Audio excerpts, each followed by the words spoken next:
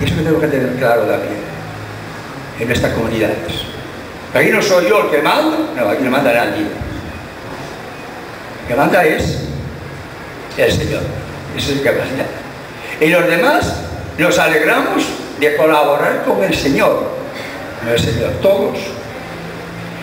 Desde el Papa hasta el último cristiano. Esta es otra conciencia que tenemos que tener clara en las comunidades, porque nos puede pasar una cosa, que si hablamos de clericalismo a veces, y puede haber un clericalismo secular, es decir, que a lo mejor lo manda el cura, pero manda otra o otro que está ahí. Y volvemos a la misma. Tenemos que tener nuestra conciencia de que cada uno tiene su misión, y esa misión es importante en la comunidad. Y somos, si en ese sentido, todos somos servidores. Al mismo tiempo también todos somos protagonistas.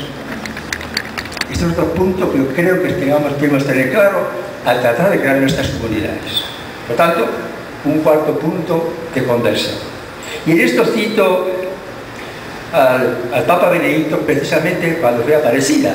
En homilía decía: hemos decidido, recordando las palabras de los Hechos, en el capítulo 15, que dicen: hemos decidido el Espíritu Santo y nosotros. Aquello cuando hicieron aquella reunión en Jerusalén, que ya suele llamarse el Concilio de Jerusalén. Y sigue el Papa: esta es la Iglesia, nosotros, está subrayado, nosotros, que es la comunidad de los fieles, el pueblo de Dios, con sus pastores, que están llamados a guiar. Están llamados a guiar, no a suplantar. Que eso también es otro pecado que tenemos en nuestras comunidades. Suplantar al pueblo de Dios. El protagonista es el pueblo de Dios, el protagonista es la comunidad. Y cada uno cumple con su misión. Y nadie debe suplantar al pueblo de Dios nunca. Por ejemplo, incluso en los cantos. Por decir un ejemplo. A veces tenemos una celebración, por ejemplo, de la Eucaristía, tenemos un coro que suplanta al pueblo. Porque el pueblo lo canta. Canta otro por él. Una cosa bien simple, ¿eh? No suplantar nunca al pueblo de Dios. Y la comunidad no es para suplantar, sino para que el pueblo de Dios se integre y sea protagonista. Este es el sentido que tienen que tener nuestras comunidades que vamos a crear. Que no son guetos. No son guetos. Es dentro lo contrario, promover a nuestros fieles, a los cristianos, a que sean activos, a que tengan parte activa. No van allí de oyentes a nuestras reuniones, sino tienen que tomar protagonismo. Y tenemos que darles protagonismo. Si falla esto en nuestras comunidades, serán falsas comunidades cristianas. Eso yo digo lo que pienso, ustedes piensan lo que quieran. Bien, vamos a pasar, voy a tocar un poco las comunidades de los orígenes. Hago esto porque a mí me parece fundamental, aunque hemos oído muchas veces, que tengamos unas cuantas cosas claras, no muchas, pero unas cuantas cosas bien claras, para que no empecemos falsamente en nuestras comunidades, que podemos empezar falsamente, y si empezamos mal terminamos. Evidentemente, insisto sobre todo en lo que he dicho al principio, tenemos que ayudar a las personas que tomen conciencia de lo que significa ser cristiano fiel, porque si no contamos con esto, no podemos hacer la comunidad. Y esto es lo que tenemos que ayudar a nuestros cristianos, a descubrir que son cristianos que siguen a Jesús, que son discípulos de Jesús y que son misioneros. Nuestra comunidad tiene que dar la conciencia que es una comunidad misionera y todos son misioneros, o somos misioneros. Si esto no aparece, va a cojear nuestra comunidad. Bien. Luego fijar, por lo tanto, en los orígenes. Y vamos a leer un texto de la carta a los Efesios. Aquí la hermana lo va a leer y escuchamos. Este texto se va a leer hoy en las Eucaristías, no hoy. El otro día se lee cuando se lee sobre los apóstoles.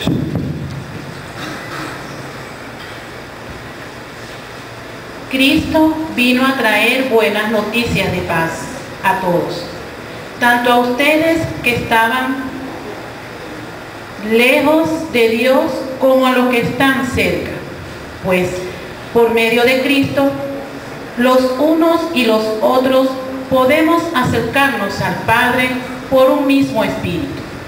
Por eso, ustedes ya no son extranjeros, ya no están fuera de su tierra, sino que ahora comparten con el pueblo santo los mismos derechos y son miembros de la familia de Dios.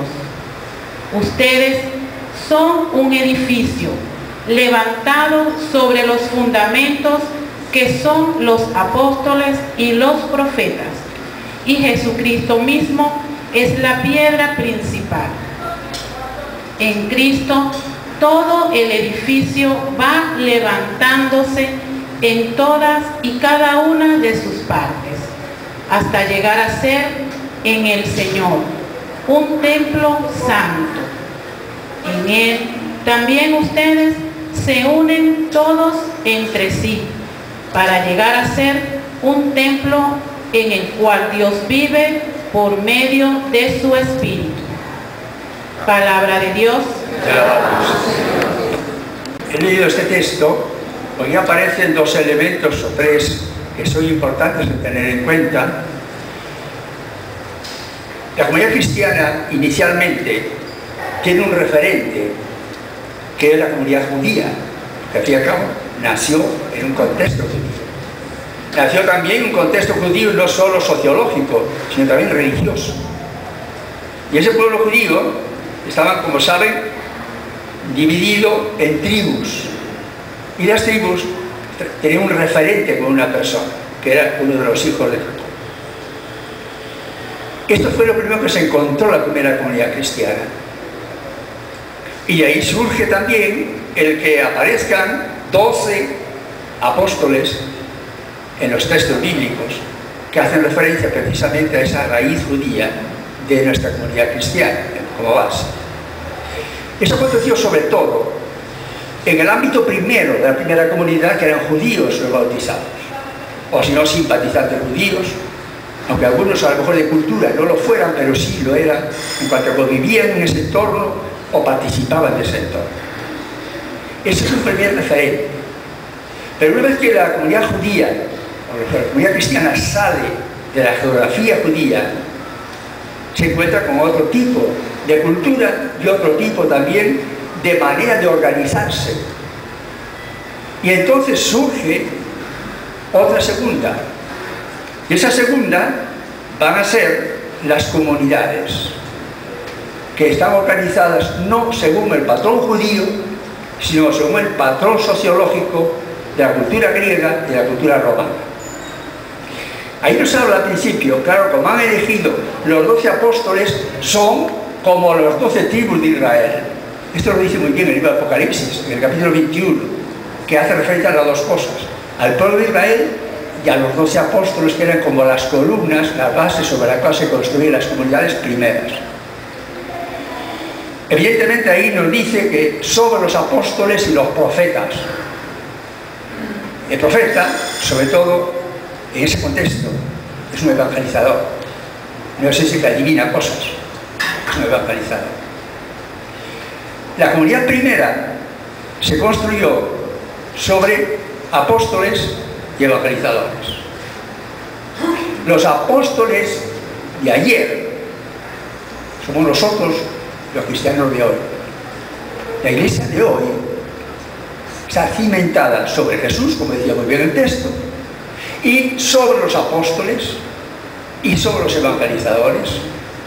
Tenemos que ser como las columnas básicas de la iglesia, de nuestras iglesias y de nuestras comunidades. Porque a veces nos quedamos con los textos muertos. Los textos están vivos. Y eso es un referente. El apóstol de hoy es usted y soy yo. El evangelizador de hoy, que tiene que construirse, o sobre el cual hay que construir la iglesia, es usted y soy yo. Miramos a los primeros cómo vivieron esa vocación que tenían. Y eso es un referente. No nos quedemos con principios abstractos. No, no. La comunidad de hoy son los cristianos y cristianas de hoy. Los apóstoles y discípulos de hoy somos la iglesia de hoy. Y somos, tenemos que ser las columnas de la iglesia de hoy. Repito, yo digo lo que piense y ustedes pues piensen lo que quieran.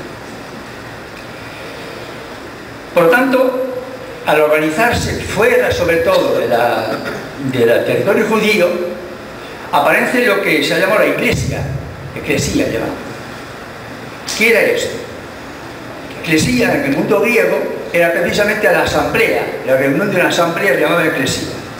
Entonces los cristianos tomaron también como base de su comunidad lo que era eso, una reunión, y eso significa la palabra. La palabra eclesía significa asamblea o comunidad. Entonces se construye así. Y entonces cuando se habla de iglesia, al principio, se está refiriendo a las comunidades que están naciendo pues en Corinto, en Roma, en Éfeso, en Galacia, etcétera, etcétera. Esa era la iglesia. Solamente en un segundo tiempo se empezó a extender la palabra iglesia a la reunión de todas esas comunidades, que llamaríamos hoy la iglesia universal. Pero inicialmente, la iglesia de Dios era una comunidad, que la llamaríamos hoy eclesial, incluso hasta familiar. Porque muchas de las comunidades se iniciaron con la conversión de una familia. Sobre todo el libro de los Hechos, no lo cito por no entretenerlo mucho, pero hay muchas ocasiones que dice que se convirtió la familia entera. Y eso, ahí estaba la comunidad. Ahí estaba la comunidad. Por lo tanto, tenemos que pensar que estas son las comunidades que queremos crear en la base. Y en la base social, que es la familia, que lo era entonces, y no sé si siquiera lo hoy, porque ya no sabe uno dónde están las bases. Pero de todas maneras, es el calor familiar, es el calor de una comunidad cristiana de base. Y esa comunidad cristiana eclesial. También se llamó a estas comunidades koinonia, que significa poner en común. ¿Por qué? Porque compartían, y eso vamos a leerlo enseguida el texto, compartían todo, la vida, compartían la fe, compartían la misma palabra, compartían la misma oración, compartían la caridad, compartían el anuncio del Evangelio. Todo era compartido, todo lo compartido. Y esa comunidad tenía esa identidad, y por eso tiene el nombre de koinonia, que era una comunidad de participación. Una comunidad de participación. Esas comunidades empezaron reuniéndose en una familia. Y de ahí viene la palabra que también tomamos, que la recordaba la carta, familia de Dios. La familia de Dios es una familia con ustedes. Esa es la familia de Dios, así empezó. Y a esa familia de Dios se fueron agregando y entonces extendimos la palabra familia a llamar hermano a aquel que tiene la misma fe que yo. Y hermana a que tiene la misma fe que yo. De ahí nació. De la vida familiar nació incluso nuestros nombres de padre, de familia, de hermano. De ahí nació la vida familiar. Y ese calor que tiene que tener la vida familiar es el calor que tiene que alimentar nuestras comunidades. Porque así nació. Y así lo vivieron en la primera etapa. Y eso es lo que vamos a tratar de recordar leyendo de los Hechos de los Apóstoles dos breves textos en los cuales San Lucas nos refleja por lo menos cuál era el ideal.